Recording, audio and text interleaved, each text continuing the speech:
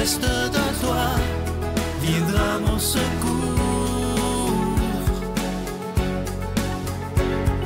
Viens semer dans mon âme le grain de l'amour. Je traverse un désert et je meurs de soif.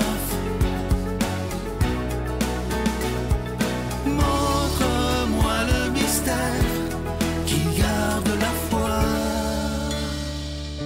Bonjour, bienvenue à votre émission La Victoire de l'amour en ce vendredi 23 juin. J'espère que vous allez bien en cette veille de la Saint-Jean-Baptiste. Pour sa chronique, on rejoint tout de suite Christine Michaud et à l'homélie, ce sera le révérend Joël Lapierre.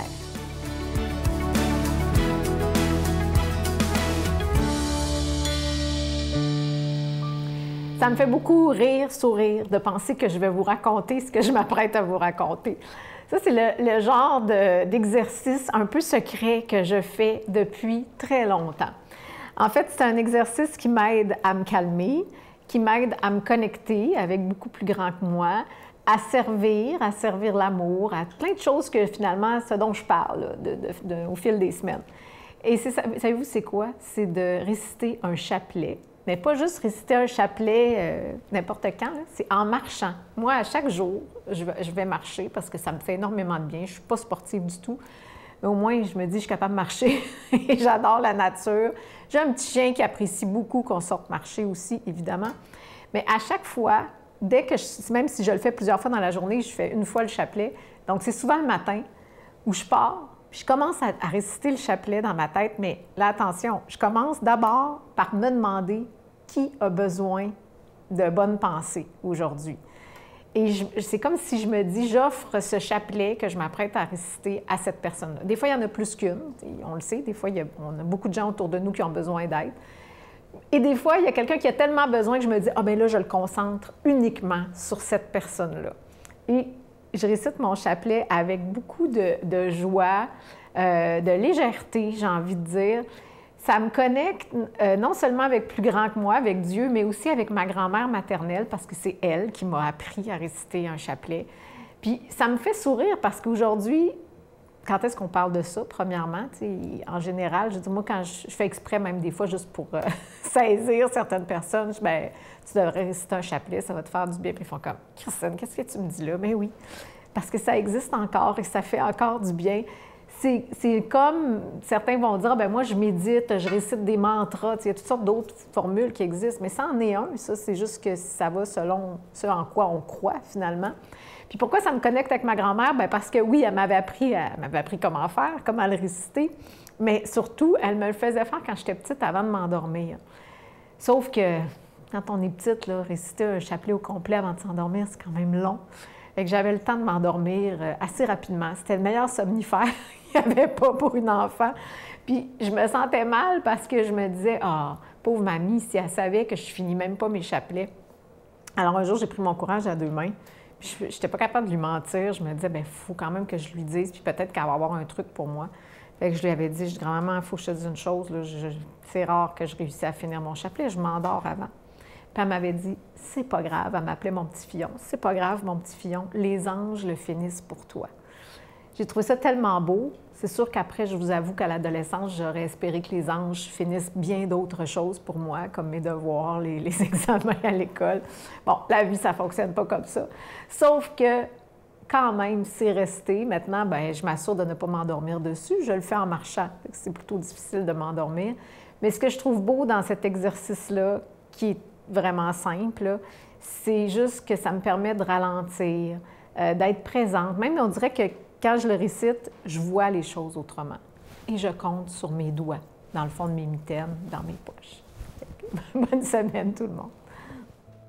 Notre Père qui es aux cieux, que ton nom soit sanctifié, que ton règne vienne, que ta volonté soit faite sur la terre comme au ciel. Donne-nous aujourd'hui notre pain de ce jour. Pardonne-nous nos offenses, comme nous pardonnons aussi à ceux qui nous ont offensés. Et ne nous laisse pas entrer en tentation, mais délivre-nous du mal, car c'est à toi qu'appartiennent le règne, la puissance et la gloire pour les siècles des siècles. Amen.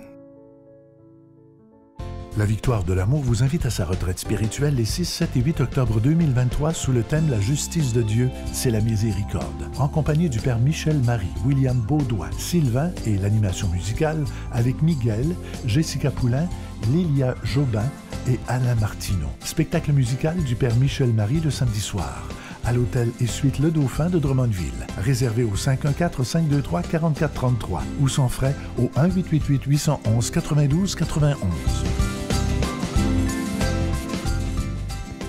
Encore une fois, je vous parle avec beaucoup de joie de ce cadeau du mois de juin. Il s'agit du livre de Christine Michaud, « Que ferait l'amour, le miracle » en sous-titre. Un livre facile à lire, un livre qui nous apporte beaucoup. Il est écrit en gros caractères. Et moi, je vous le dis, quand vous l'aurez lu, vous aurez le goût de le relire une autre fois et surtout de le prêter ou de le donner à quelqu'un d'autre. Alors, je vous rappelle que c'est avec un don de 25 $. Si vous en voulez deux, parce que ça se donne bien en cadeau avec un don de 40 $. Et je vous rappelle que vous recevrez un reçu pour fin d'impôt. Je vous donne l'adresse. La Victoire de l'amour, case postale 120, succursale Boucherville à Boucherville, le J4B 5E6, je vous la redonne. La Victoire de l'amour, case postale 120, succursale Boucherville à Boucherville, le J4B 5E6. Également par téléphone, par carte de crédit du lundi au vendredi de 8h30 à 16h30 dans le 514-523-4433, 523-4433 ou sans frais le 1-888-811-9291, 1-888-811-9291 et aussi sur notre site Internet. Vous savez que c'est un moyen très rapide, sécuritaire et efficace de faire votre don. C'est le www.lavictoiredelamour.org.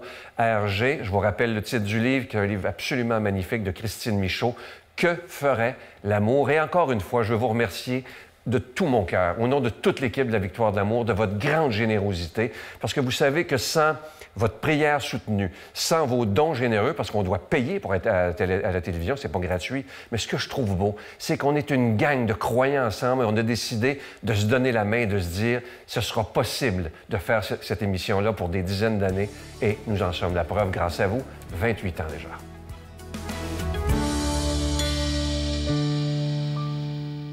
Mon Dieu, donnez-moi la sérénité d'accepter les choses que je ne peux changer, le courage de changer les choses que je peux et la sagesse d'en connaître la différence. Amen.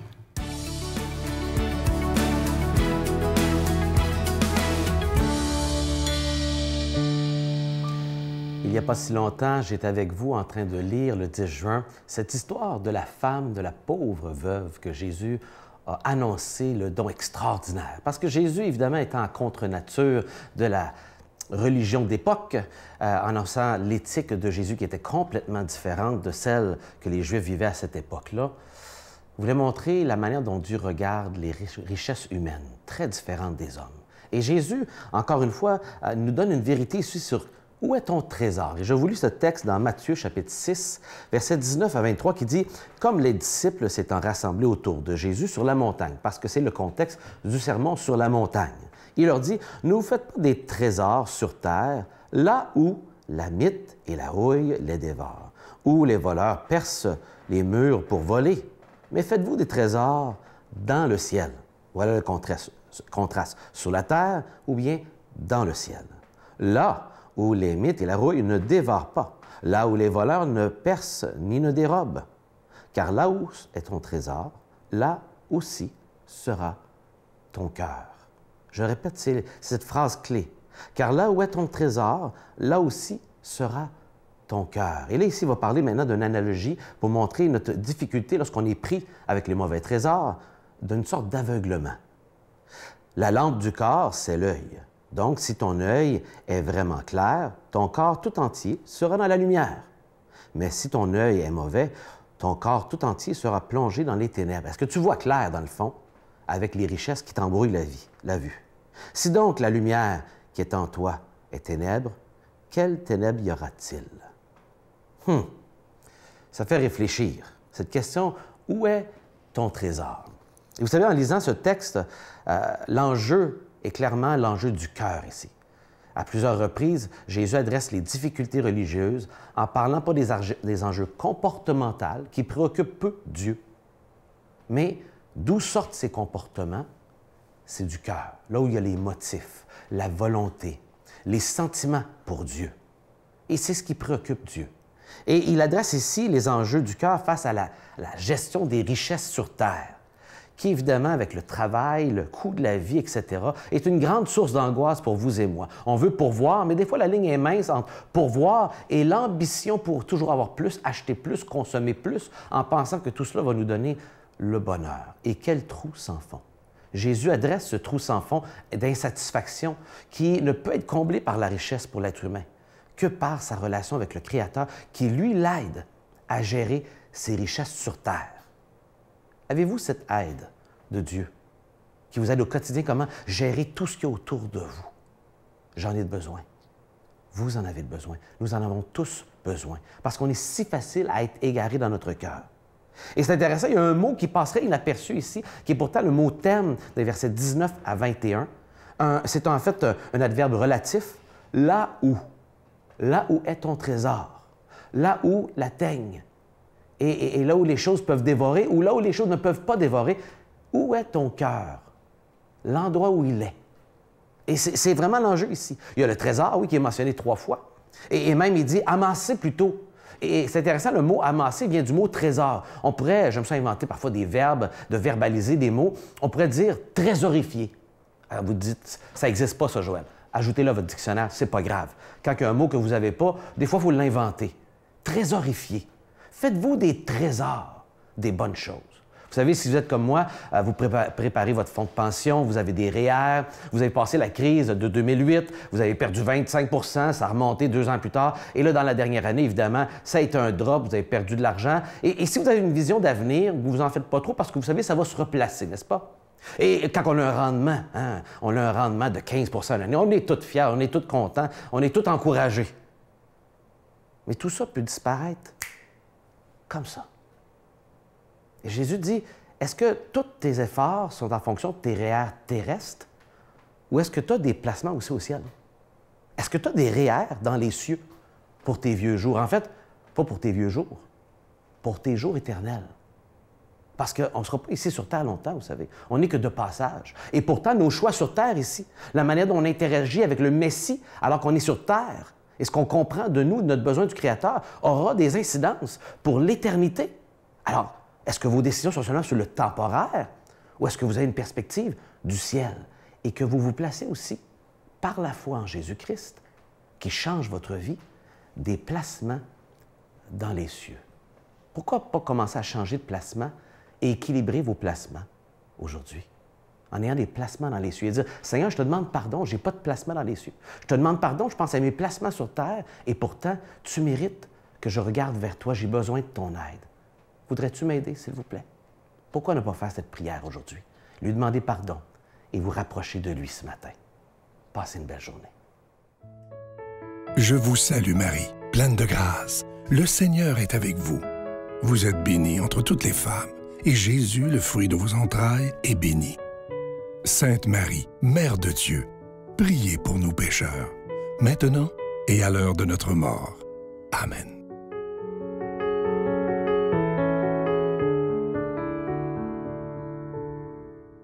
Je vous laisse aujourd'hui avec une petite citation de William Arthur Ward. « Le pessimiste se plaint du vent, l'optimiste espère qu'il va changer et le réaliste ajuste sa voile. » Je nous souhaite aujourd'hui d'ajuster notre voile pour que peu importe les circonstances de notre quotidien, on puisse continuer d'aimer, se laisser pousser par l'Esprit Saint dans la bonne direction, celle de l'amour. N'est-ce pas que l'essentiel, c'est l'amour? Sur ce, je vous souhaite une excellente journée. J'ai l'impression que ça vient avec son lot de défis, son lot de joie, son lot de peine, mais ça fait partie des défis de la vie, tout simplement. Puis c'est pas de la faute à rien, ni personne, ni à Dieu, ni à Jésus ou quoi que ce soit. Que c'est beau la vie. Tout ce que j'ai failli perdre, tout ce qui m'est redonné, aujourd'hui me manque.